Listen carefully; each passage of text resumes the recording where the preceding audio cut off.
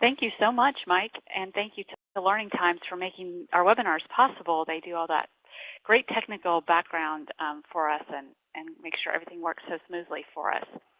So I'd like to welcome you to the WebWise Reprise, and this is Heritage Preservation and IMLS's brainstorm on how we could bring the WebWise Conference, which is an IMLS and their partners conference that has been going on since 2002. So every year they bring together representatives from museums, libraries, archives, science folks, technology folks, education, and other fields that talk about what's going on in delivery of information and content from museums and libraries through technical ways.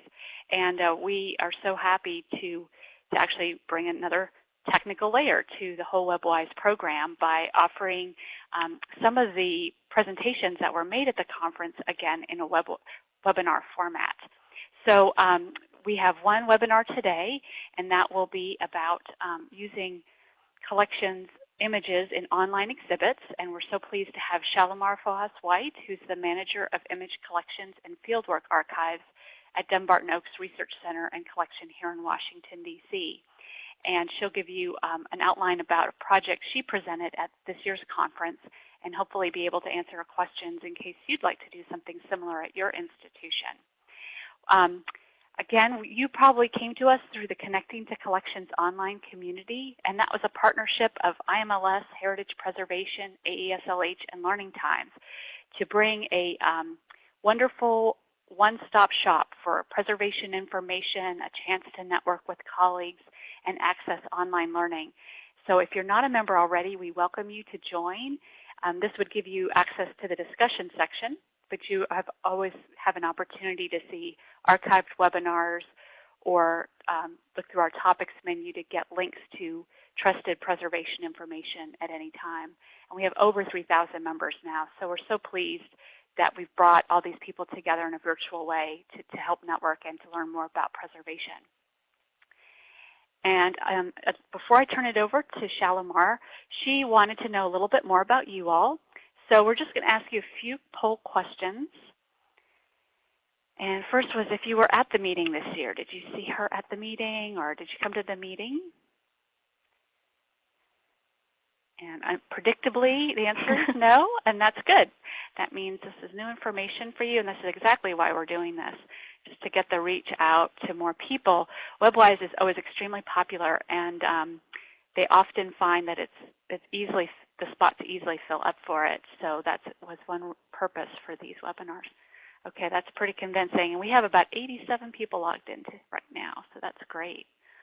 Okay, I'll just have a few more questions about where you are from and what you do at that place. And we know it's so hard for some institutions to narrow it down to just one topic, because we know there are archives and historical societies, et cetera. But if you can just pick the best answer for your particular situation, that just gives us a sense of your experience and what you do. And then likewise, let's see if I can fit this all on. If it's possible to tell us generally what you do. We know everyone wears a lot of hats, but if you can pick an answer there, that'll help Shalimar understand her audience a bit better. So it looks like a nice mix, museum, library, archive mix, and lots of people who work directly with collections, so that's great. Just give us a few more minutes.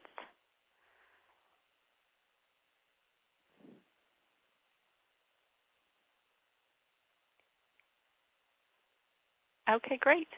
Thanks, everyone, for applying to that.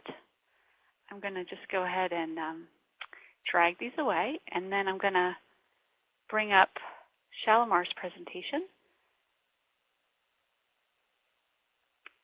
And I'm going to go ahead, if you're saying hello right now, I apologize. We're going to just drag this away, and we're going to go to that moderated chat Mike was telling us about. So again, if you put in a question, you're going to see it twice, once when you tell us about it and once when we publish it to the group, so don't be alarmed.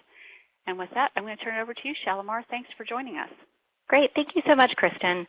And thank you to Heritage Preservation and IMLS for hosting these webinars and for providing Dumbarton Oaks with a chance to reprise our project demonstration. And thanks to all of you for listening in and giving us a chance to let you know about the project that we've been doing here at Dumbarton Oaks. And we're very excited to talk about our project to a wider audience and to share what we've learned through the process. And my main goal here today is really to demonstrate what a small department or institution like Dumbarton Oaks can do to expand access to its collections, despite limited resources, which is a perennial challenge that we all face in libraries, archives, and museums. There's never really enough time or money, and so we need to really think strategically about how we spend both. So please don't let the Russian on my title slide scare you. The title is actually somewhat random. It is the title from a novel by Maxim Gorky, and it was incidentally the only other time that I'd come across the name Artamonoff before. It also happens to belong to an enigmatic gentleman whose photographs of Istanbul and Western Turkey are housed in the image collections and fieldwork archives here at Dumbarton Oaks. When we started our project, we knew little more about Artamonoff beyond his name and those photos. And it was through the journey of piecing together his life that our little department was able to bring to fruition an online exhibition. So, of course, much more happened along the way, and that is really the subject of my talk, how we in ICFA used the research process to solve a few problems that we faced when I first arrived at Dumbarton Oaks a little more than 2.5 years ago. So just for a bit of background, Dumbarton Oaks is located in Georgetown in Washington, D.C., on a property that was once owned by Robert and Mildred Bliss. In 1940, the Blisses deeded the entire property to Harvard University, house, gardens, and everything. So today, Dumbarton Oaks is a research institute that supports scholarship in 3 very distinct fields: Byzantine, pre-Columbian, and garden and landscape studies, a true home for the humanities as the Blisses intended Dumbarton Oaks to be. So DO is justly famous for the 16 acres of gardens. Sorry. There was a delay on my slide. I apologize for that. DO is justly famous for those 16 acres of gardens designed by Beatrix Farrand in close collaboration with Mrs. Bliss. Visitors may also come to see the museum, which holds important collections of Byzantine and pre-Columbian art, the latter housed in a separate gallery designed by Philip Johnson. What visitors may not know is that DO also has a research library designed by Robert Venturi, which you can see here, which houses more than 200,000 volumes in those 3 fields of study, along with a stunning collection of rare books, which you see here. So even fewer will know that we also have extensive image collections and fieldwork archives, or ICFA, which is an acronym that I'll be bandying about the entire webinar. So ICFA's collections focus primarily on Byzantine art, architecture, and archaeology. They are rich but almost overwhelmingly vast. So the Byzantine photographs alone number more than 500,000 items in a variety of media, including photographs, negatives, slides, transparencies, even films, which we recently released online through Vimeo.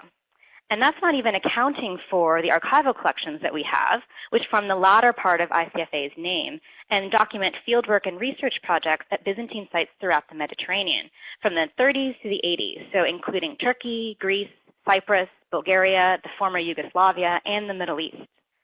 So most of these fieldwork projects were sponsored by Dumbarton Oaks, or the Byzantine Institute, which is an organization founded in 1930 by Thomas Whittemore and later absorbed by Dumbarton Oaks in 1962. So these include monumental projects such as the uncovering and conservation of the mosaics at Hagia Sophia in Istanbul, undertaken by Whittemore and the Byzantine Institute starting in 1931, which you can see here on the left. And then also the large-scale architectural survey of the same building, which was executed by Robert Van Nice, shown here in the lower right, doing some measurements from 1937 through 1986. So more on Van Nice later. He'll return. So despite the importance of these photographs and archival collections to the study of Byzantine art history and archaeology, the collections have never been fully inventoried. When I arrived at Dumbarton Oaks in October of 2010, we had no comprehensive database or collection management system to track or catalog these items. Also, ICFA is known to a very small and extremely specialized audience. Pretty much only the Byzantinists know that we exist. And even those Byzantinists who come to Dumbarton Oaks come primarily to consult the unparalleled collections of the research library and the museum. So even within our own institution, we have a very low profile. A small department consisting of me as manager and art librarian, our resident Byzantine scholar, Gundar Varaniolu, our archivist, Rona Razan, and Anne-Marie Viola, our metadata and cataloging specialist.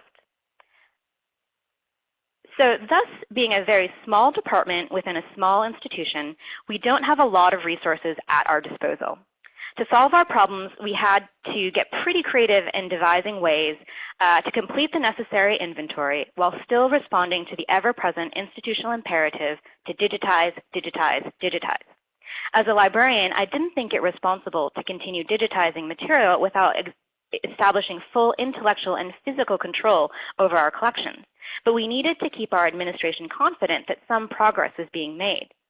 So we came upon the idea of starting a pilot project to create an online exhibition to redirect our administration's attention from the fact that we had halted all digitization to focus on our inventory. Hence the Artamonoff business, or the project at hand.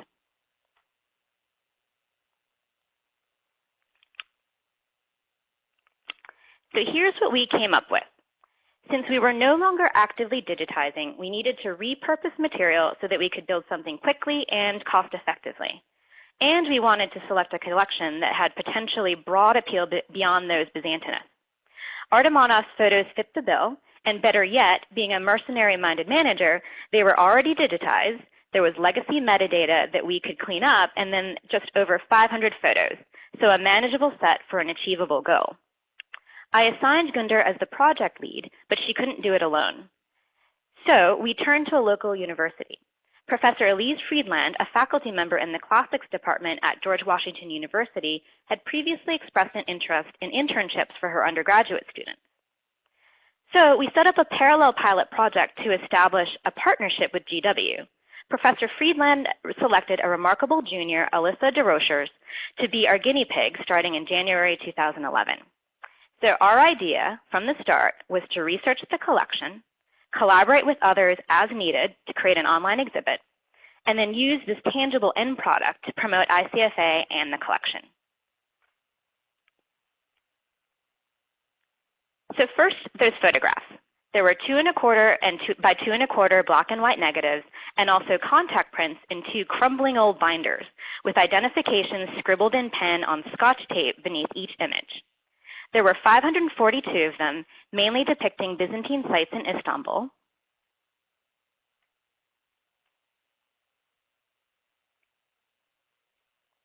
including cityscapes, so the Aqueduct of Valens here with Hagia Sophia in the far left distance,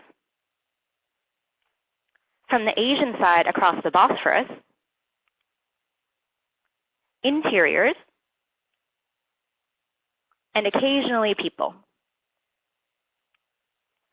Artamonoff also ventured further afield to ancient sites in western Turkey, including Ephesus, Priene, Pergamum, and others.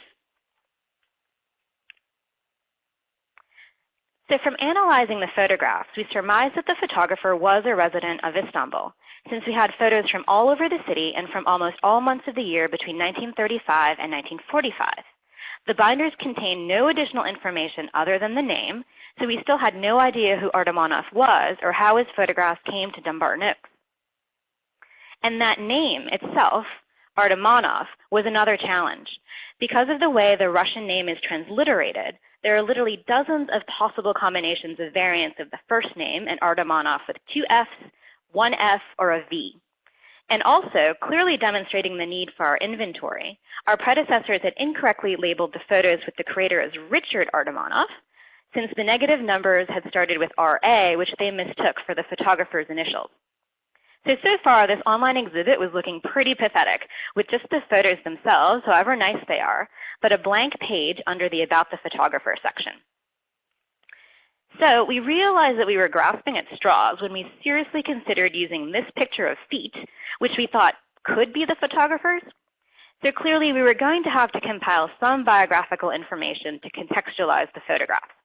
Gundar and Ali started on that track, while I focused on researching the acquisition history by going through departmental correspondence files, accession logs, and other paper records. So our first big lead was a confidential report from 1985 that had been compiled by a scholar, Lawrence Butler, for the then director of Dumbarton Oaks, Robert Thompson.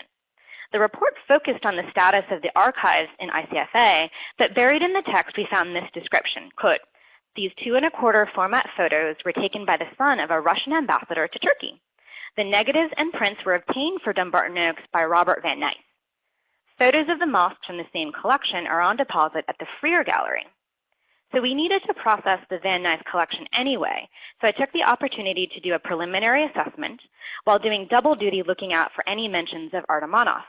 Eventually, I found, stuffed in a folder, a note from Van Nice where he listed the following tantalizing clues: a DC address for Artamonoff in 1962, that Artamonoff had lived in Belgrade as well as Istanbul, and that he was a fine photographer who took the trouble to examine archaeological sites. So our unknown photographer was coming more sharply into focus. With these snippets of information, Gundar and Ali attacked the biographical research. And this is where our gamble with an undergraduate really paid off, since Ali's enthusiasm for the project and creativeness with sources to check were absolutely stellar. So including Ancestry.com, phone books, the Social Security Death Index, probate records, etc. And on a hunt, since Van Nice had been connected to Robert College in Istanbul, Gundar checked with the Robert College Alumni Association in New York and hit the jackpot. So the yearbook for the class of 1930 included one Mr. Nicholas Artamonoff, who graduated from the School of Engineering and is described as, quote, "an ardent photographer with a complete knowledge of his subject. Artamonoff has given the college much valuable service with his camera."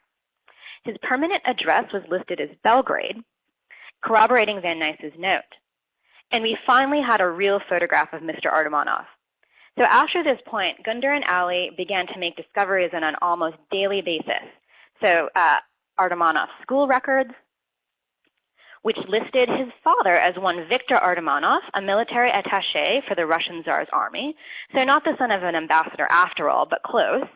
His employment records: after graduating from Robert College in 1930, Artamonoff continued to work there, eventually becoming the superintendent of buildings and grounds, pictured here on the far right in the group portrait. And then we even found our elusive photographer's signature on the annual reports that he compiled. So these additional leads allowed Gundar and Ali to piece together Artamonoff's entire life. Born in Greece in 1908, educated at boarding schools in England while his family lived in Russia and Serbia, high school and college in Istanbul between 1922 and 1930, and then working at Robert College in the 30s and 40s, precisely the very years covered by our photographs, and then eventually emigrating to the United States in 1947. He and his wife, Natalie, settled in the Washington, D.C. area, where he had a successful career as an engineer at several government agencies, including the U.S. Geological Survey, the Department of Housing and Urban Development, and eventually, Artamonoff and Natalie retired to La Jolla, California, where he died in 1989. So I'll pause here in case anybody has any questions. I understand that I was speaking a little bit quickly in the beginning. So Kristen, are there any questions? We haven't gotten any yet, but I bet we will once we get into some of the technical aspects of your project. So I'll let you go ahead. Sure. Thanks. Let's move on to the next slide. So all told, Gundar and Ali's biographical research paints a picture of a passionate amateur photographer who is deeply interested in his surroundings and had an appreciation for architecture and archaeology. After the foundation of the Turkish Republic in 1923, archaeological activity in Istanbul peaked starting in the late 20s and through the 30s and 40s, with German, French, British, and Turkish teams actively excavating sites throughout the city, and the Americans, if you remember the Byzantine Institute and Van Nice, already busy at Hagia Sophia, which had been converted from a mosque to a museum in 1935.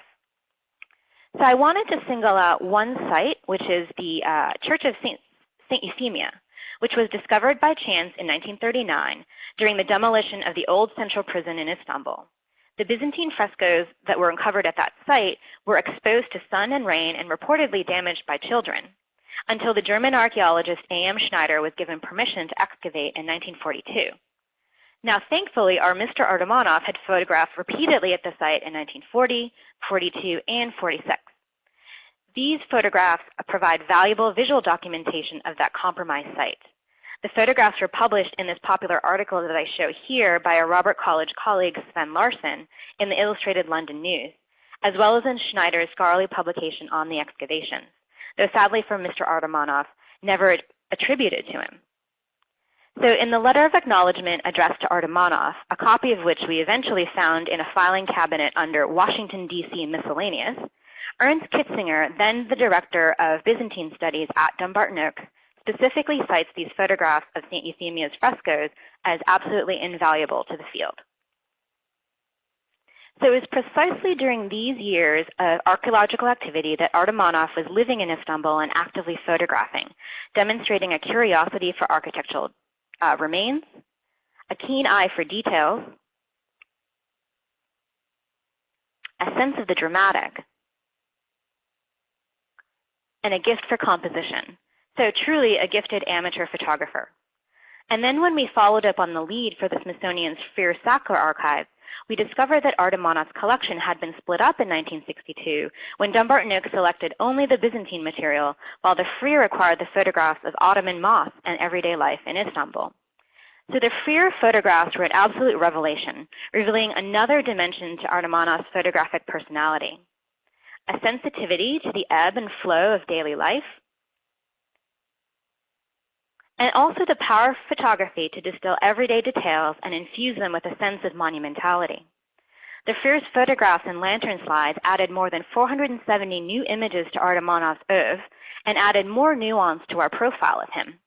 We'd seen glimpses of his interest in documenting everyday life in the Dumbarton Oaks set, when, for instance, he would photograph the facades of famous monuments like the Karajami, but then also the people and the neighborhoods behind the building.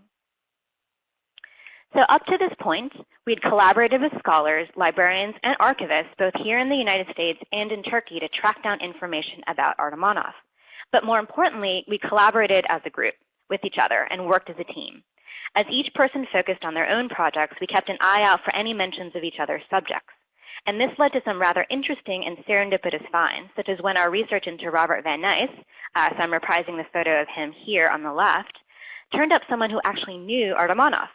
So as Van Nuys conducted his architectural survey, he routinely recruited students from the engineering department at Robert College, if you recall, Artamonoff's alma mater, to assist him with measurements, as seen here, drawings, and then also sometimes acrobatics. So these are some of those engineering students on the dome of Hagia Sophia. So one of these student helpers was a man named Evgeny Vernigora. We had contacted him to ask questions about Van Nuys and to see if he recognized anyone from the list of names that we sent, which included Artamonoff. To our surprise, at the end of his reply, Evgeny said that he knew Artamonoff as a boy in Istanbul, as part of the Russian emigre community that had been evacuated through Istanbul in 1920 after the Russian Revolution. We invited Evgeny to ICFA, and this was the day of the visit here on the left, and he told us stories about growing up as a neighbor to Natalie, Artamonoff's future wife, and his admiration even as a child for Artamonoff's talent for photography. Eventually, he and his sister Tatiana allowed us to scan 2 photographs of themselves as children, taken by none other than Artamonoff himself. So by now, we had amassed enough information to actually create our website, which I'm showing you here. So as I pointed out in the beginning, we're a small department within a small institution where there's only one full-time IT staff member. So with these limited resources, we decided that an open source software, Omeka, was the best solution. We reached out to contacts at the Center for History and New Media at nearby George Mason University, since we'd already been using their bibliographic management tool, Zotero, to share citations with each other during the research process. Using Omeka's documentation and active user forums, and with much assistance from Omeka developers, Gunder and Ali were able to create the online exhibition that we launched in December of 2011, which I'm showing you here. So with the Omeka site, you can browse by site and tag. So our Byzantine colleagues might be horrified by the simplistic terms that we use here, like church and mosque, but these are actually really important access points for the non-scholarly audiences that we were hoping to attract as well. And each individual record contains that repurposed metadata that I talked about, which had been exported from a legacy database. Omeka also allows for geolocation. So you can see exactly where this particular site is located on a map. But then also all of the sites were Artamonoff photographed plotted on that same map. And then thanks to our collective research efforts and collaborations with scholars, librarians, and archivists, again, both in the United States and in Turkey, we were finally able to compile a profile for the About the Photographer page. So just over a year before, this page would have been blank or shown those disembodied feet, but now this previously unknown amateur photographer has an identity online. So the final step in the process was to promote the site and the project. So upon launch, we posted to listservs serving various communities, mainly with an eye to reach those additional audiences that might not have known about ICFA or its collections. We also tried to be creative about additional channels for outreach. So being librarians, we designed handy-dandy bookmarks. And then also Gunder presented Artamonoff for audiences such as the Byzantine Studies Association of North America and the College of Art and Design at Louisiana State University. I presented the project at professional conferences like the Visual Resources Association, the Art Library Society of North America, the WebWise Conference this past March, and now for all of you. So since Gunder had developed a relationship with the alumni office at Robert College, she was able to write an article about Artamonoff for their quarterly alumni magazine, which focused on his Robert College connections and which we used to further promote the project. These additional promotional efforts led to increased attention and eventually a feature in the Harvard University Gazette, which was very exciting, and it allowed Gunder to be interviewed, where she highlighted the value of Artamonoff's photographs for documenting the changes to Istanbul's urban fabric, which, as many of you know, has become ever more relevant in light of last week's demonstrations. So our outreach efforts eventually also drew the attention of the American Friends of Turkey, who invited Gunder to give a lecture at the Turkish Embassy in Washington, D.C. in January of 2012. So here's Gunder and Ali right before the talk, which is also very well attended. So at this point, the Artamonoff project is essentially complete, but is still a going concern. Its outcomes will be long-lasting. Through the strategy that we laid out at the start, we were able to repurpose images and metadata in order to successfully create a proof of concept for future digitization projects once we complete our inventory. Better still, the success of the project garnered us the institutional support. It really solidified the institutional support that we needed to continue with that inventory despite no new digitization. Our collections research also underscored the necessity of the inventory for contextualizing collections like Artamonoff, which might otherwise have been classified as problematic. So far, we've accumulated a body of knowledge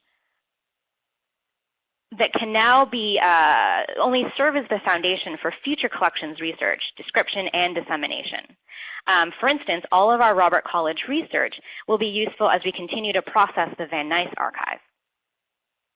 The project has definitely expanded our profile, both in the wider community and within Dumbarton Oaks itself, where we are now known as the little department that could. And we have reached audiences far beyond our usual suspects, the Byzantinists, including scholars in other humanistic fields, library and archives professionals, and historians and practitioners of photography, or people just interested generally in the history of Istanbul and Turkey, such as a local government official in Ephesus who is looking for historical photographs for the new cultural center there. So let's see. I think we have a couple of questions, so I might take a short break here. Did you use Omeka.net or Omeka.org? Well, that's an interesting question. We actually started off with the Omeka.net, which is the hosted solution. But then we quickly found that it didn't have the plugins, all of the plugins that we needed. For instance, the map plugin, we wanted to use a commenting feature. So we eventually moved on to the Omeka.org solution, which is locally hosted. Shalimar, could I ask a quick question about Sure. just Omeka in general for those who have not heard about it? And maybe everyone has, but would you mind just giving a quick overview of this, what it is and what it does? Sure. Omeka is an open source, basically web publishing platform that has been specifically designed for libraries, archives, and museum collections. And basically, it's an open source software that's developed out of the Center for History and New Media at George Mason University. They're also the folks that bring you Zotero, which is another open source software tool for bibliographic management of citations. So they've been developing Omeka basically as a way for, sort of a cost-effective and very simple way for libraries, archives, and museums to be able to publish their collections. I have to say that it's one of those things when you're starting to think about these projects is selecting the right tool. There are certainly lots of other tools out there that are much more robust and much more complex and probably much more flexible. But if you're thinking about, and certainly in our case, it was sort of a proof of concept. We wanted to make sure that we could get something off the ground really quickly. Omeka is extremely user-friendly. As you'll note, we used an undergraduate intern to do most of the work in Omeka and to actually build the site. So an undergraduate was able to put it together over the course of 2 semesters. So that's something to keep in mind as you're thinking about developing your digital projects. Great. So to Linda's question, you didn't need, she said, could it be easily used without a full-time IT person? Yeah, it was something that we had to sort of cobble together solutions, and I'll come back to that actually in my lessons learned slide. Great. But definitely, Linda, I can address that.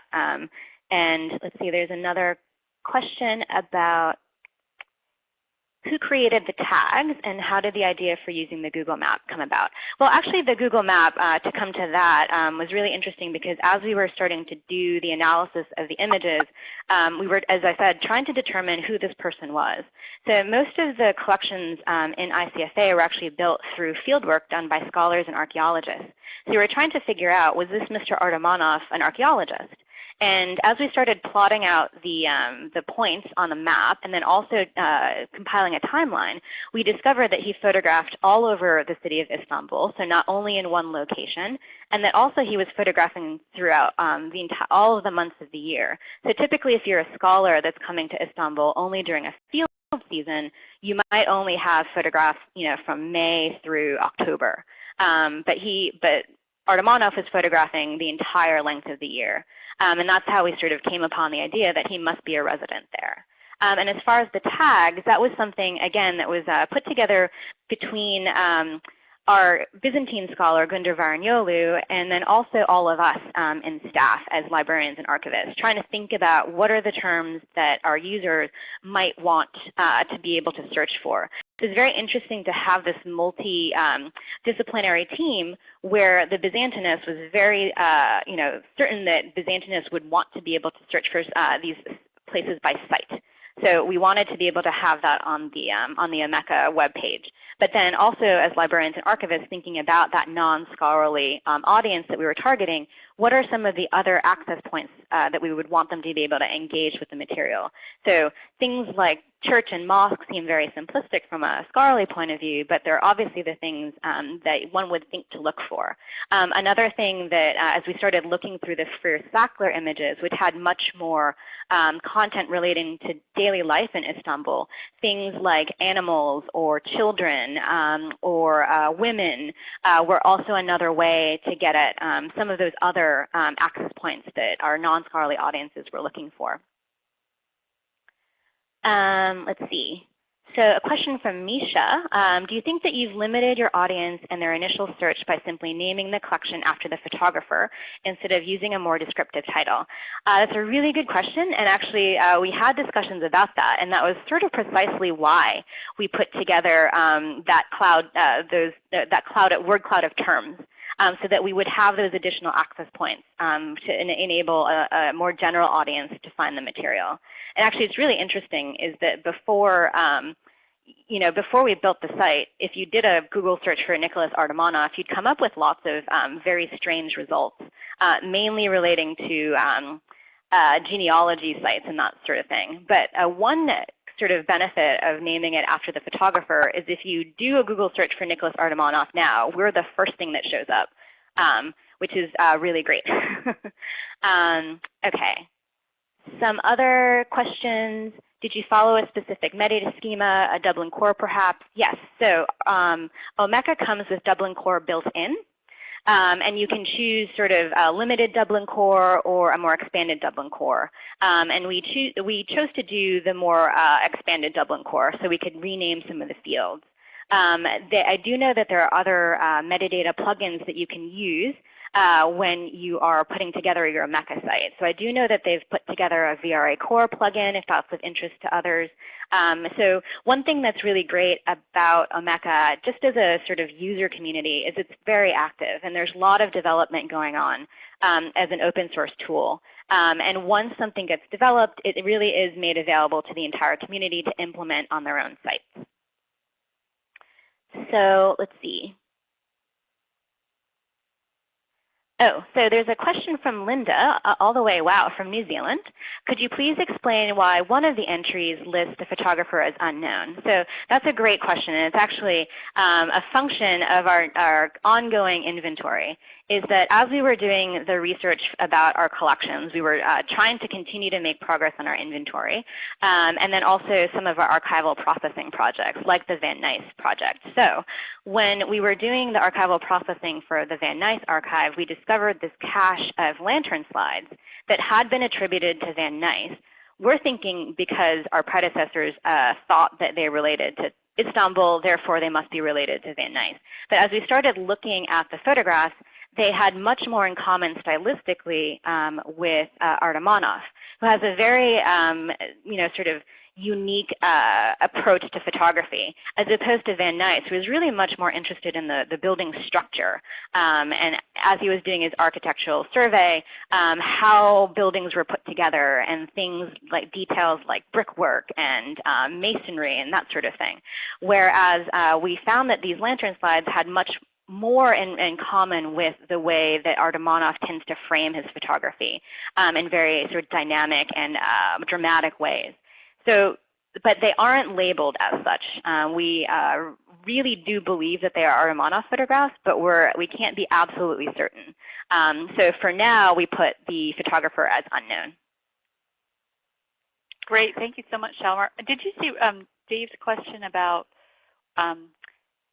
Joomla template would have provided the same results as Omeka, or did you have other platforms that you had considered using? We have looked at other things like Joomla, Drupal, and also, incidentally, Dumbarton Oaks recently rebuilt its website in another open source software named Plone. So we looked at all of those and just sort of concluded that they were a little bit too robust for what we were thinking of doing. So as I said earlier before, it's about sort of selecting the right tool for their project. We could certainly have done something much more robust in those other softwares, but again, we were trying to do a proof of concept in a very limited amount of time with very sort of limited resources. So this is what we were able to do, and also we were taking advantage of the fact that we had made contact with the Omeka developers at the Center for History and New Media, and we're kind of leaning on them a lot during the project as well. Okay, great. And I see one more question in, but maybe I'll let you keep going, and then we'll get to Jamie's question towards the end. Sure, yeah. Okay, so I think I was talking about outcomes. And I had just used the example of the the government official in Ephesus who was looking for historical photographs for their new cultural center there. And he had found the Artamonoff photograph simply by doing a keyword search for Ephesus and coming across our website. And so they were looking for material to actually illustrate some wall panels that they were putting up in the new cultural center. But so far, I think definitely our favorite has been this Istanbul native who still lives in the neighborhood beyond Karajami. So I'm reprising this photograph here that I showed you earlier. And that Istanbul native who lives in the neighborhood recognized this wooden shack behind Karajami as his grandparents' house, and even his father's aunt in the image. So this is something that we had to blog about for sure. So I'm showing you our departmental blog, and this is the blog post that we highlighted this particular person. And this is another one of those ways that you can do outreach, is that even if your project isn't completed, we were always constantly posting about our progress on the blog. And so, for instance, for the Van Nuys archive, we started doing a processing blog almost from the very day that we started. And then that way allowing both the staff and the interns that were working on the project to continue to kind of build an audience for the collection even before it was fully complete. And then also for us, since we develop so many of our projects with the assistance of interns, it gives interns a way to share their work, and then you know, a URL or a link that they can put on their resume and point to a project that's very tangible. So we always try to promote both of our interns and the project simultaneously through things like the blog or other social media like Facebook. So another example that I wanted to talk about is just to illustrate that by making the collection available so broadly, visitors to the site are actually adding value to the collection by identifying sites and people for us, but also providing additional details about that inform our understanding about Artamonoff's photographic process.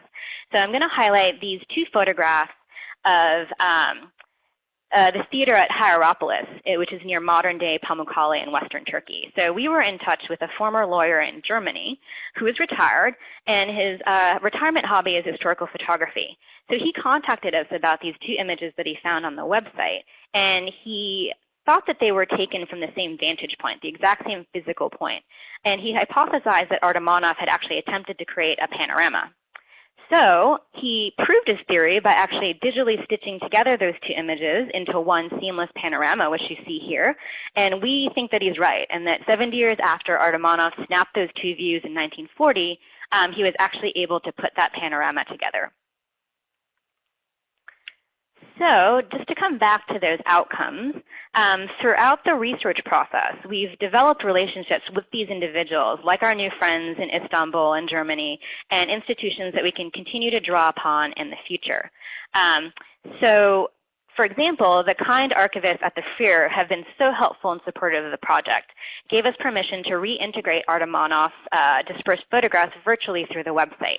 So we've now also established a formal internship program with GW, hosting 3 additional interns since ALI, and then also receiving additional interest from faculty at other area universities. And then finally, the Artamonoff project has really provided us with a template for future initiatives, which will continue to focus on expanding the audience for our collections. So that formula of a scholar working in conjunction with librarians and archivists, with the assistance, of course, of an outstanding intern, has proven successful. And this is a model that we hope to continue to apply in the future. So as you can see from the long list of acknowledgments on the project site, this was truly a team effort. And in the end, the most valuable outcome of the Artamonoff project was that team building. So by setting an achievable goal with clearly defined roles and taking advantage of the professional strengths of each staff member, a small team of a scholar and intern working with librarians and an archivist was able to pull together a project that no one person had the expertise to pull off alone. So this faceted approach to project development was ideal since it allowed us to work simultaneously on a special project like Artamonoff while continuing to make steady progress on larger long-term projects such as that inventory and archival processing. But more intangibly, Gunder and Ali's detective work produced a very exciting and stimulating work environment that sparked the team's creativity, really, and enthusiasm for all of our other projects. So we now want to do what we did for Artamonoff, which is give him an identity and give his photographs a new life in the digital realm for all of the individuals represented in our collection, such as Robert Van Nuys and Thomas Whittemore, who I've mentioned before. And now we have a whole new audience for that work. So whether blogs by scholars like the Ancient World Online here, technology blogs, blogs by other libraries, archives, and museums, including the Smithsonian. And then actually, perhaps even more excitingly, Artamonoff is starting to gain an audience among image users for their intrinsic value as photographs of exceptional quality. So whether by enthusiasts on Tumblr, as you can see here, faculty and students at visual resources collections, or artists and photographers on Pinterest.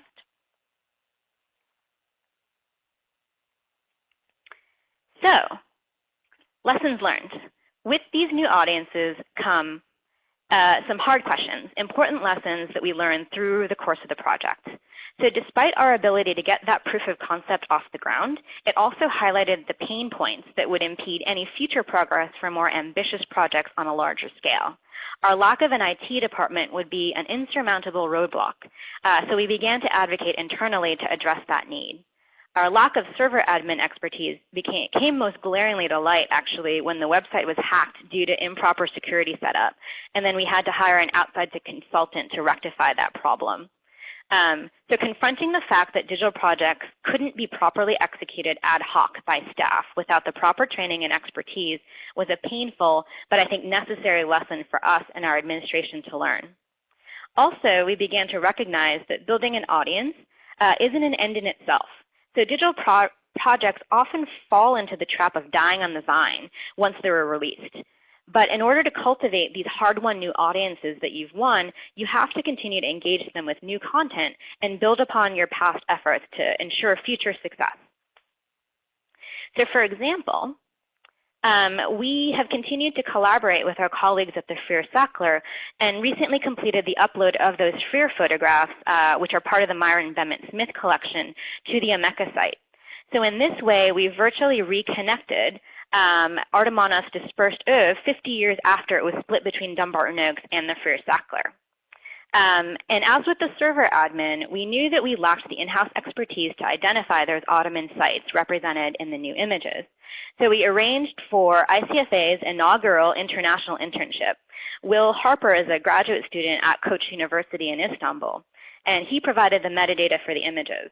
And now, as a student of Ottoman art and architecture in Istanbul, he was able to actually physically trace Artamonoff's footsteps, visiting many of the sites that he photographed, such as the Goose Fountain, which I'll show here, and the sculpture in that fountain, which had actually been stolen, unfortunately, in 2000. So here's a sad picture of the missing sculpture, making Artamonoff's photograph, which I show here, really an invaluable documentation of a work of art that's now forever lost, not to mention just a very charming portrait of children in Istanbul of a bygone era. And then now, moving into, despite moving on to other opportunities beyond Dumbarton Oaks, Gundar and Ali continue to develop the Artamonoff project, which has become something of a shared obsession with them. So Gundar, who you can see here on the right, is now a fellow at the Koç University Research Center for Anatolian Civilizations. And she will be curating an exhibit on Artamonoff's photography, which will be opening later this month, June 25th, I believe. So Ali, who graduated from GW and is now pursuing a master's degree in public history at New York University, is co-curating that exhibit and also co-authoring the accompanying catalog. So we're so thrilled that Gundar and Ali will finally have a venue to publish all of their fantastic detective work. And the catalog will also include essays by colleagues from the Freer Sackler and scholars and staff at Dumbarton Oaks. So even from afar, ICFA was involved in the planning process, providing scans to the exhibition planners, which were transferred from ICFA's scanner onto these mocked-up gallery walls via Dropbox. So we're really excited by the upcoming exhibition, which will no doubt introduce Artamonoff's work and ICFA's collections to a much wider international audience. There's even talk or a rumor that the Patriarch of the Orthodox Church in Istanbul will be in attendance at the opening. And believe it or not, we continue to find new Artamonoff photographs. Ever the sleuth, Gundar and Ali's research for the exhibition catalog turned up Artamonoff images in the Robert College archives at Istanbul, as well as those in New York at the Rare Book and Manuscript Library at Columbia University. So all of this for a Russian photographer, engineer from Turkey, who wasn't a Byzantinist or a scholar of any sort, and just happened to be a talented amateur photographer during a time of unprecedented archaeological activity in his adopted city, and who until recently was just a mysterious name in some old binders. So over the past 2 years, through the creativity of Gundar, Ali, and the rest of the ICFA team, and with the invaluable assistance and collaboration of wonderful people along the way, we've managed to put not just a face, but also this impressive body of work to that name. So thank you to all of you for listening in, and why don't we open it up for questions?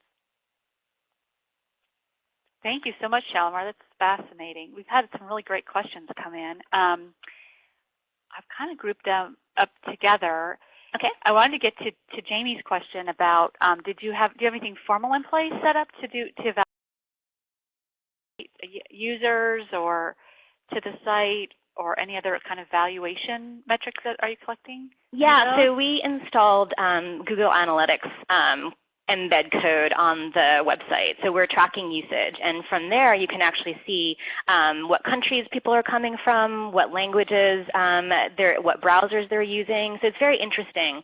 And we certainly started seeing spikes after we would post things on Facebook or another update to the blog, or certainly after WebWise, when I came back and I first gave the project demonstration, there was definitely an uptick in usage. So that was really exciting. And it also, Google Analytics also allows you to see how long people are staying on certain parts of the site. So are they, just finding something on Google using a search term and then, sort of bouncing out, or are they actually spending a lot of time within the site exploring it? So we have both types of users, and it's very interesting to be able to sort of break them out that way. Great, that's great. A couple questions about your tagging and your cataloging. Do you allow users to do social tagging, or do they have to just email you with any additional information they think should be added to the record? Yeah, so we enabled, that was one of the plugins that we definitely wanted to enable on the Omeka site, is a commenting plugin. So at the bottom of every data record, you'll see a commenting section where you can either, suggest additional tags and then also some identifications. It turns out that most people prefer to email, actually. So we haven't had too many comments coming in from that commenting feature. Okay, and does the site support wildcard searching? It should, yeah. I think that was built into Omeka, but I can certainly double check for you. Okay. And so Tiffany asked a really great question.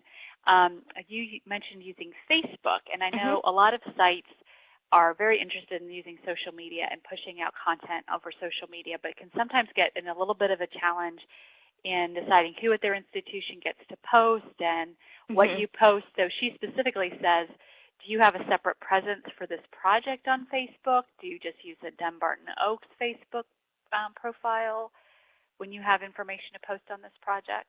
Yeah, that's a really great question, and I'm sure it's something that many of you have encountered at your own institutions. So it's sort of a mix here at Dumbarton Oaks because we are your kind of classic LAM. We are a library, we have archives and a museum within the same institution. We also have those gardens. So somebody once joked that we're actually a GLAM.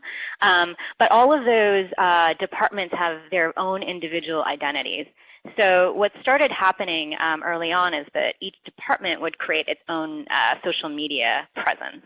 And what we started to do is try to advocate internally as an institution to have a much more sort of institutional presence, while still allowing for the sort of unique communities that build up, especially around the three scholarly fields that we represent. The Byzantinists tend to like to talk to each other versus the pre-Columbianists and so on and so forth. But what we tried to do in the library and archives was, instead of each of us creating our own Facebook page, is to have a joint library and archives Facebook page that is in addition to a Facebook page that was earlier created by the museum. So what the two Facebook pages do is really try to highlight kind of individual highlights from each of those various collections, while our director's office actually started a Facebook page that is much more institutional in nature. So more kind of updates about the organization in general, as opposed to specific items coming from specific collections. So I think it's a work in progress. We're really looking, a really great resource is the Smithsonian Libraries, who've actually put together an institutional social media policy. So that I think there's something in the order of, sort of 40 libraries that are all trying to create a space for themselves online. And how do you do that without it being just completely a free-for-all? So they've developed an institutional social media policy that not only governs things like Facebook, but then also blogs and Twitter and Pinterest and so on and so forth. So I think that would be a really great thing to kind of think about when you're designing your projects, is how you're going to promote them and through what channels, either your own or something through the institution. I can speak for ICFA is that we really find the departmental blog to be a really great vehicle to, again, talk about lots of kind of behind-the-scenes type issues about what goes into archival processing and, what are the challenges that we face preservation-wise. And we kind of see it as a way to educate our audiences about the work that librarians and archivists do, which actually helps make them better researchers. So when they come to the archives, they know some of the issues potentially that have come up about the collection that they're looking at, or they might have seen something on the blog about something that they might not have been interested in initially, but sort of got turned on that way. So, and that is a departmental blog. There's also other blogs at Dumbarton Oaks that focus on specific, sort of projects. There's also a Dumbarton Oaks interns blog. So again, as I said, it's a work in progress, and it's something that we should probably try to kind of institutionalize and make much more cohesive. But what I think we really like about social media is it's a way to promote what you're doing to audiences that you might not even expect existed out there. That's great. Thank you so much. I know a lot of people are struggling with that, so it's great to have some references. And on the online community, we have an archive webinar about using social media, so people can look to that too. Now we have some inevitable questions about copyright and web security. So Joan has asked, did you have any concerns about whether these images could be copied from the online exhibit or from your site, or saving their images onto the No, we really computer? wanted to get it out as widely as possible. Okay. We did install a Creative Commons license that is, sort of non-commercial with attribution. And some folks are better at it than others. But I think, as a research institution affiliated with Harvard University, these are really collections that we want to get out there as far as possible. And, truth be known, Artamonoff was this amateur photographer, and he really was not able to get much wide parlance for these images, which I think are really stunning. So being able to put them up on the website and get people looking at them, I think has been really, really rewarding for us. But I think it's a cost-benefit analysis, right? There might be one person that is posting, and we certainly know there are tons of Facebook pages in Turkey especially where they're posting images and not attributing them. So we've sort of taken a selective approach to that, where we can sort of identify people and ask them please to attribute the repository. And in most cases, they're very good about it once you point it out to them. Great. And so then this is not covered under copyright because of their age, right? Mm-hmm. Yeah. Oh, and then the thing is that, and I should address that too, is that a lot of the reason why we did do as much biographical research as possible is that we wanted to find out if Artamonoff had any heirs. Right. So that we could find out if indeed we had to, sort of get permission. And in fact, we were able to, thanks to, again, to Ali's resourcefulness, dig up his will from the probate court in San Diego. Wow. And we were able to track down, he didn't mention specifically his photographs in the will, but we were able to track down 2 people that he listed not as his executors, but as sort of secondary beneficiaries. And we approached them, and one was a sort of distant descendant, and they were absolutely okay with it. So, to some degree, we did our due diligence to try to make sure that, in fact, it was okay to share this material. Okay. And did you see Nicole's question about was there any original donor cited on any of these images? Was that an issue? Again, yeah, so it didn't come with any documentation, but we were able to find an accession log, a paper accession log where it said that the rights were transferred. So again, we're relying on the sort of paper documentation that we were able to come up with during the course of our investigation. Great. I just had a question. I mean, we still have about 30 minutes. I don't know if do you have any more slides, Shalimar? No, I think there's slides. Okay. But we still have about 30 minutes, so if you have other questions, feel free to type them in. I'm going to ask some of my own. So it just sounded like a really great internship relationship that you had. And I just wondered, you had a contact with a local university, but were there, for others that might want to harness student help, what would be your tips on either selecting a student, qualities to look for? It just seemed to be a real integral part of the success of this project. Yeah, absolutely. And it was through the success of that first internship with Allie that we were able to get much more kind of organized with how we recruited students. So I understand, so before I arrived at Dumbarton Oaks, there were lots of students kind of coming in and out, and a new policy was instituted right when I started that every student who was an intern had to get course credit. So I think in the past, many of the internships might have focused on things just straight up digitization or you know, kind of relabeling or rehousing things that didn't have as much of an educational component. So the new policy kind of forced us to really think about what are we trying to get out of the internship, and was the student trying to get out of it? So that was why it was really great to initially work with a faculty member to kind of sit down and talk about some of the projects that we had on hand, what types of projects would be of interest to that student, or something that they wanted to try out, say, as a possible career choice. Did they want to be, you know, art historians? Did they want to be potentially archivists? Did they want to work in museums? So really sitting down with the student and the faculty advisor and tailoring the project to you know, create a learning experience, but then also something tangible. And I mentioned that in the earlier about the blog being a URL that they can put on their resumes.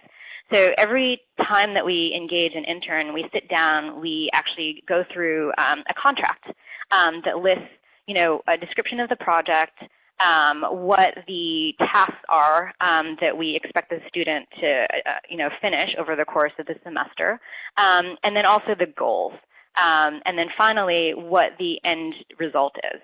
So you know, whether that's a website like this one, whether it's a report or an assessment report maybe on a collection that was pre-processed, and it's something that you can kind of calibrate depending on the level of the student that you're engaging. So we are lucky in DC to have access to library programs for graduate students.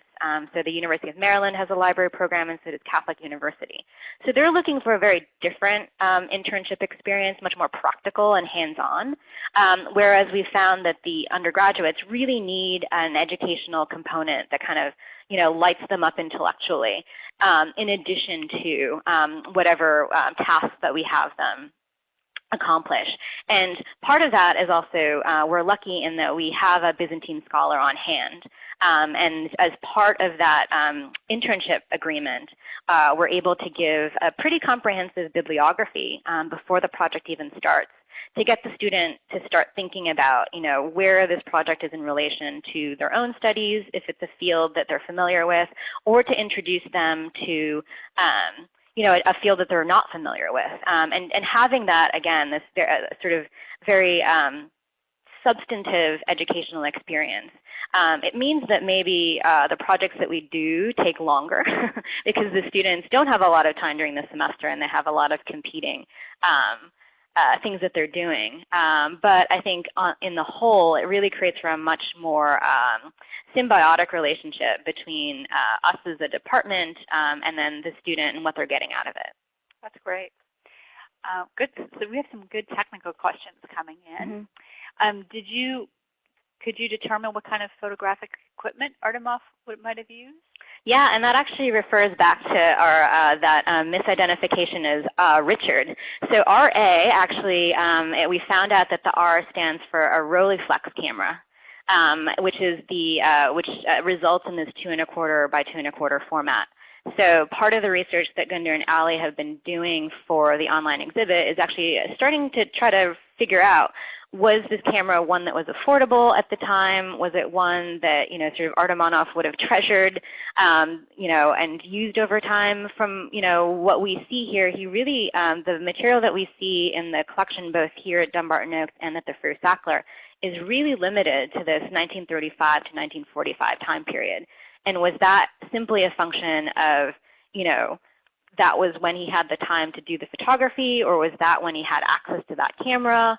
And so yeah, so it's an open question that they're still trying to think through for the exhibit. Great.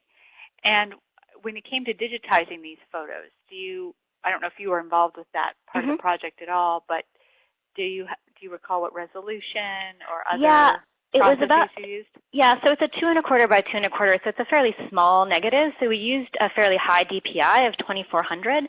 So that results in about, sort of a 5200 on the long side, 5500 on the long side digital image, which we first, we generated the master TIFFs, and then from there created various surrogates for for web use, and then also for a lot of the presentations that we're doing.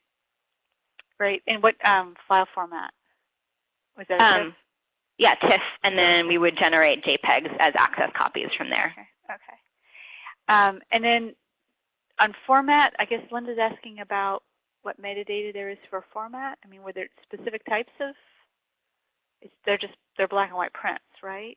They're black and white negatives that were originally nitrate. And this is an interesting thing for those of you that have photographic collections that you're going through. There was that point in the 80s when basically everybody was reformatting nitrates to safety. So Artamonoff fell into that category. So the photographs that you see, the images that you see here, were actually scanned from the safety negatives, which had been created from the original nitrates. And one of the things that we really do regret is that we haven't been able to handle the original negatives, because they would have been even more stunning. But as you're going through, your collections, identifying that, the items that might be second generation is also really useful when you're trying to think about what these images actually are. Great. Let's see. Valeria, sorry, wondered how you're doing digitization at your institution. Do you have contractors for mass digitization? Do you have conservators handling these? You said that it was a huge project that you were in the middle of, and this was sort of an interim activity that you did in addition, as you took a pause from digitization at your institution. But I guess if you want to talk a little bit more about the digitization process. Sure, yeah. So in the past, and I don't know, many institutions might have a similar history, is that there was a lot of mass digitization going on in the early 2000s, and we were certainly a case in point. So there are probably about 30,000 slides that were digitized by an outsourced vendor sometime in the early 2000s. But then the capacity to be able to continue at that level really wasn't built into the infrastructure here locally. So between the early 2000s and when I arrived, it was really dependent on interns. And again, doing it at that different type of internship that wasn't mandated that they take for course credit. So we had a number of sort of interns coming in during the summer and then also during the semester that were just getting experience with digitizing. So Artamonoff was actually done, I think, over the course of a summer and a fall by 2 different interns, which is, again, actually to think about your workflow, really interesting, because depending on how well you documented your workflow from the summer intern, how are they going to be able to translate that to the fall intern with these sort of multi-phase projects? So another thing that we've tried to institute with our interns is to do work journals.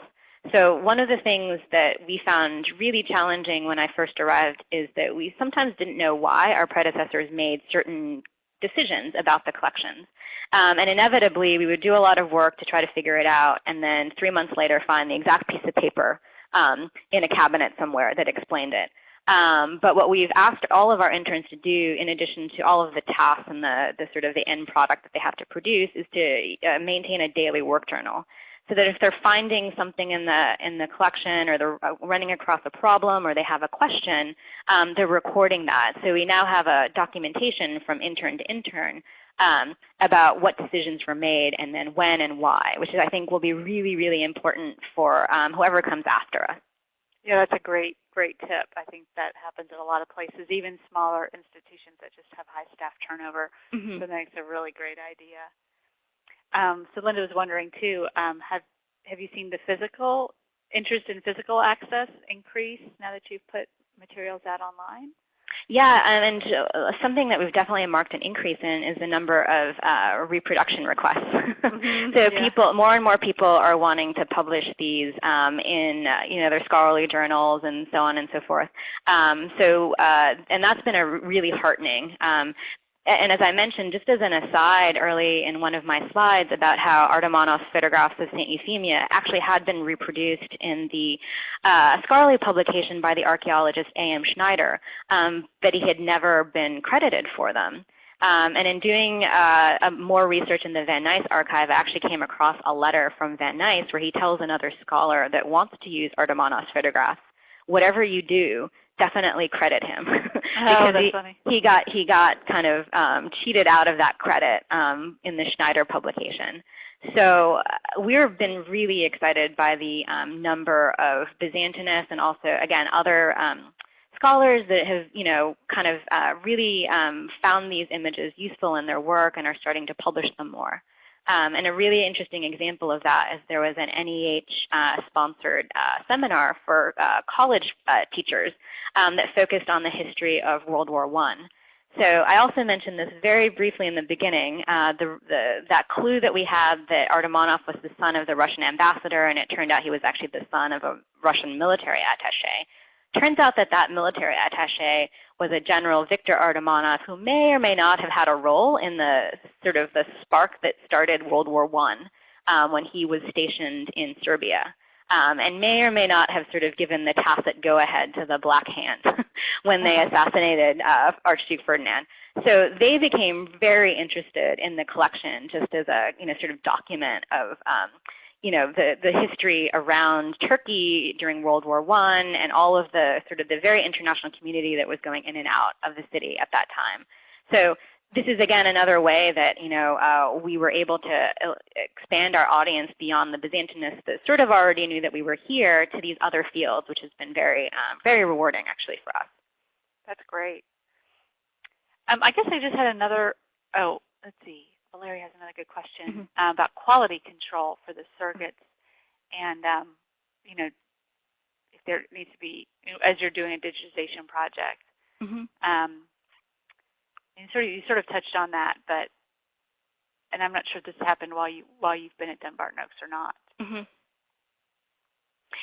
Yeah, so usually, at least, and this is what we've been doing since when we do very small digitization projects, usually for publication requests, is that if it's an intern or a sort of part-time person that's doing the digitization, there's always a staff member who will be doing the quality control, just to make sure that the surrogates, are of sufficient quality for publication, and then also to make sure that, particularly if you're managing interns, to make sure that your data sheets are robust enough so that, as the student is going through all of the files and digitizing the negatives, to make sure that there's a match between the image that they're looking at and then the data record that they're looking at, so that you're not kind of switching file names out and that sort of thing. Okay, great. And we wondered, Linda wondered also, did you have any issues with the digitizing of the lantern slides? No, that was pretty straightforward, Linda. Yeah, it was, just in the same workflow that we used for the negatives. Okay, great. The one issue that we did have, and this is actually digitization that the FREER did for their images, is that, as you can see in the collage here, the images in the Dumbarton Oaks set are very black and white, but the ones at the FREER were actually more sepia toned. So they had some sort of calibration issues. They were using volunteers to do their digitization over the course of several months. So as you can see, lots of different institutions are using lots of different solutions, and some of them can be ad hoc. But it has been really fruitful to be able to collaborate with our colleagues at the FREER Sackler. And they were really happy to know more about a collection that they knew very little about, too, and being able to share information back and forth. That's great. It's really lucky to have a collaborator like that. That's great. Let's see. Valeria, another question on the digitization process. Do you have sort of a setup so that you can keep light exposure similar when in the middle of a project? So everyone's, depending on the operator who's actually doing the processing, so they can get the same quality and consistency? Yeah, so we do incremental checks every now and then, and we do lots and lots of test scans at the beginning of any project to try to find the optimal calibration, and then also do periodic, as I said, kind of checks and test scans to make sure. So kind of an interesting project is that for the exhibit that's going to start in Istanbul later this month, we had to rescan about 50 negatives at very, very, very high resolution. And that project actually, oddly, took far longer, I think, than the digitization of the originals did, because we were really trying to get at images that would, be able to get printed at very large size on the wall. So there was a lot more post-production work that happened with those images. So again, when you're kind of planning out both your digital projects and your digitization projects, in addition to figuring out what is the right tool for what you're trying to do, what quality or level of digitization and do you need? Are you trying to get, kind of archival files that are going to be sort of, the preservation file for your collection, or are you trying to, create something on a much higher level, like for something like an online exhibit, or sorry, a physical exhibit, to be able to print out these photographs? So again, and it might change from collection to collection, or you might only choose to do a subset of a collection, the sort of highlights that you think are going to be very frequently reproduced or asked for at that much higher resolution, because it does take far longer than sort of standard, if you're following the narrow guidelines, those targets for scanning. Great. I'm going to drag over our link to our evaluation. If folks could please just take a minute. It's short, just helps us tell IMLS what you thought of today's webinar.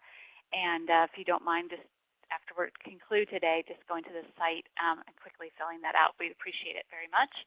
And I just want to remind everyone that we're doing another WebWise Reprise at 2 o'clock Eastern this Wednesday. And we'll be talking about using digitized collections images in educational materials. And this is with the Minnesota Historical Society. And they've done some really creative and interesting things with a state curriculum and textbook that I think you'll really enjoy. So I did put out a last call for questions. And I was just going to ask, someone had mentioned in the chat about, and this may be just a non-issue when it comes to Creative Commons licenses, but did you ever think of doing any kind of watermarking on the images themselves to kind of get that point across? No, we hadn't really considered that. Again, we really wanted to get them out as much as we could. Yeah. And our concern would be to get the attribution, and that the folks aren't using it for non-commercial purposes, and that's why we were really keen to put the Creative Commons license rather than maybe a much more lengthy and involved sort of legal page about permissions and licensing, just because the Creative Commons licenses are so kind of ubiquitous and easily understood by large audiences. Yeah, that makes sense. Actually, Linda has a really great wrap-up question. Now that you've used Omeka on a proof of concept project, what are your future projects? Do you have any future projects like this in mind, or would you move on to a more robust system like Drupal? Yeah, so we did the Omeka for the proof of concept, and it worked out really well. As I did note, there were some pain points that we had to figure out, like the server admin issue. But also at the same time, as I mentioned earlier, Dumbarton Oaks as an institution has moved over to the Plone open source content management system. So we're experimenting with digital online exhibits using Plone, just so again we can kind of be part of the institutional solution that's been promulgated here at Dumbarton Oaks. So and there's lots of differences between Plone and Omeka. Plone is a little, as I said, more complex, probably closer to a Drupal or a Joomla than Omeka is. So I think in going forward, again, depending on the ambition of the digital project, we might go back and forth between the two. And it's a sort of trying to calibrate between something that you want to accomplish very quickly versus something that you want to have maybe much more institutional weight behind it. Great. Do you have any upcoming projects along these lines, or are you keeping you busy enough? Oh, yeah. So I did briefly mention that we have our films that we mounted up in Vimeo. So we are developing an online exhibit to show that. So those are films related to the Byzantine Institute's work at Hagia Sophia and Karajami.